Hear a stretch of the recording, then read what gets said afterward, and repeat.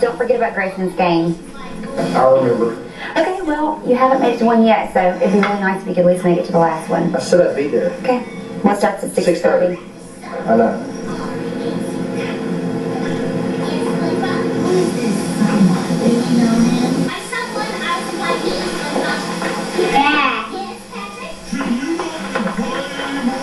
It's confusing. Okay, no questions till the end of the slideshow, okay?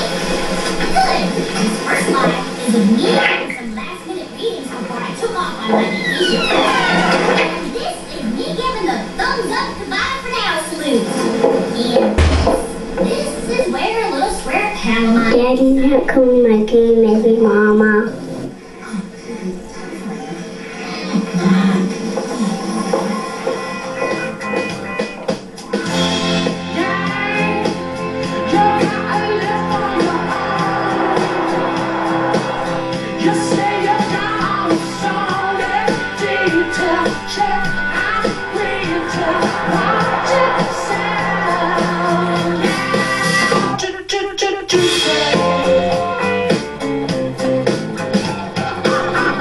Good morning. Yes, ma'am.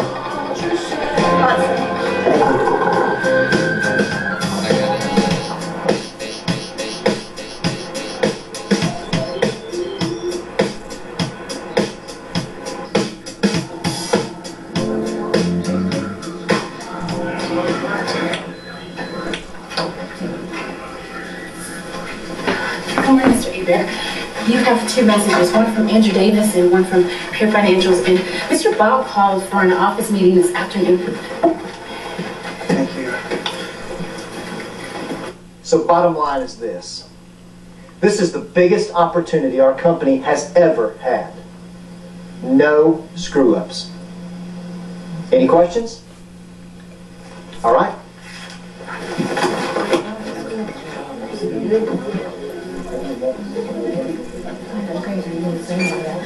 Hey, Bear. So these guys are looking for some new, innovative ideas. I've told them all about you, how you are my #1 man, and they can't wait to meet you. Okay, great. Yeah, you'd say that. So I scheduled a meeting tonight at 6:30. Tonight? Yeah, we still have that meeting tomorrow, but their plane arrived just a little bit early, so I thought a preliminary meeting, a little meet and greet, I could get a chance to talk to you, pick your brain a little bit, dinner at the clubhouse. Man, it sounds great, but my son's last T-ball game's tonight, and I promised him I'd make it. Can we push it back to 8? Do you not realize how important this meeting is? How much money we're talking about here? What is this kid, 5 or 6? You've got a lifetime of games to go to. Come on, Hebert. What's more important? Going to this kid's game that, come on, let's be honest. A week from now, he's not even going to remember you were there. Or your career. The entire team is counting on you. See you at 6:30.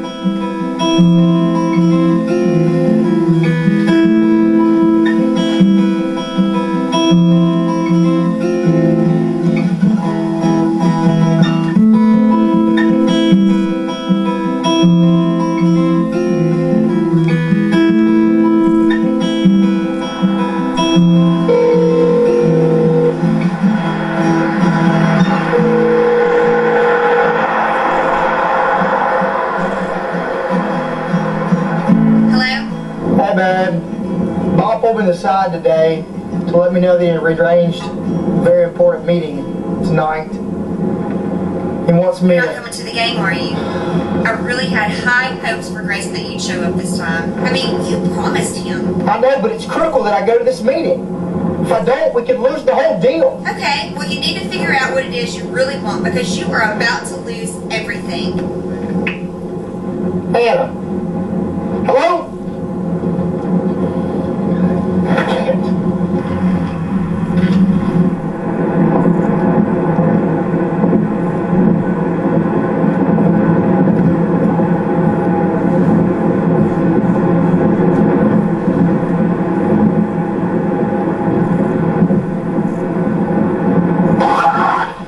Get out of the way, you idiot!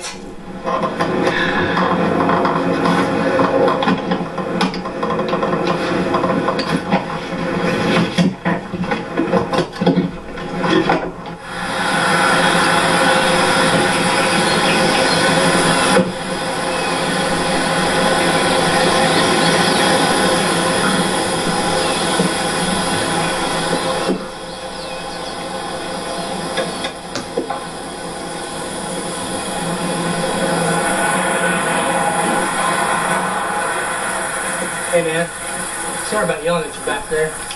No worries. It's one of those days. No worries, I understand. Look, you live around here? Can I give you a ride? Oh, no. I just got off the train. Train? Yeah, everyone's got to get around somehow. Oh, so you're a hobo? Well, I guess you can say that. Look, I know it's none of my business, but how did you get to this point? Being homeless? Well, several years ago I was married. I had a brand new baby. I was in med school, third year. Life was pretty good. Did you know in med school they're working from daylight to midnight? Where do you get the rest from that, huh? Well, everyone had their own way of coping with it. And mine was drinking a little. But it got me through the stress. But one Sunday I had a day off and I was at home sitting on my recliner in front of my TV and had my 3-month-old baby sleeping on my chest. And I was drinking a little. Maybe a little too much actually, but I was fine, you know? I was okay. Well, my wife walked into the room and said she had to run some errands and won't be back for a couple of hours. And so I said, no worries, I got this. And so she left. I kept watching the game and drinking my beer. Well, I guess I might have had a little too much, because not long after I passed out asleep myself. I'm not sure how long I was asleep for, but when I woke up, I noticed my son wasn't breathing. So I got up and checked him and realized that he had spit up and choked in his sleep.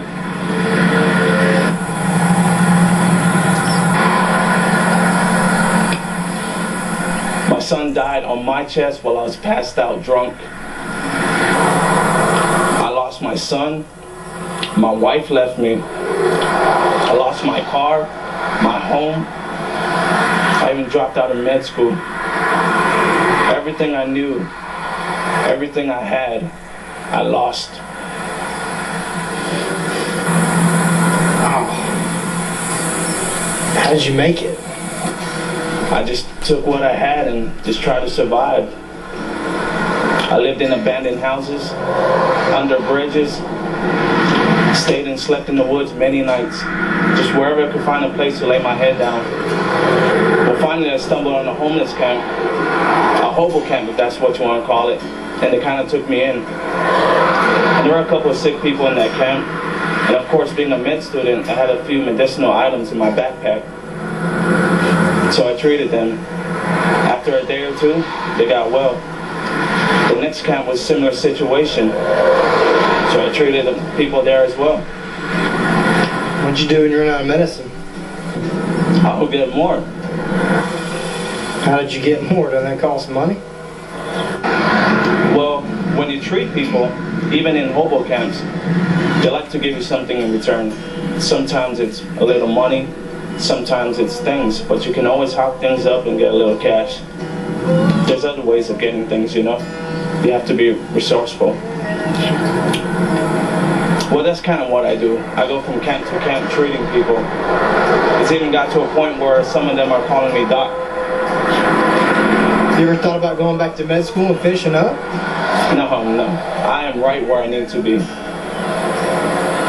What do you mean? I suffered major tragedy. I had to go through hard times, physically and psychologically. But when it's all said and done, I found my calling. Calling? Yeah. The thing that you're meant to do in life. The one thing that makes you most happy and fulfilled. You know, most people never find their calling. They just kind of go through life doing what gets them by. But when you find it, it gives you freedom, fulfillment that could never be truly expressed. I wish every man could find a calling like I have.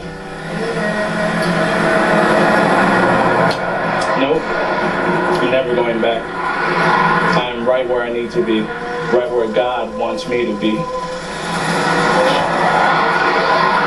Well, it's been a pleasure, but I got rounds to make.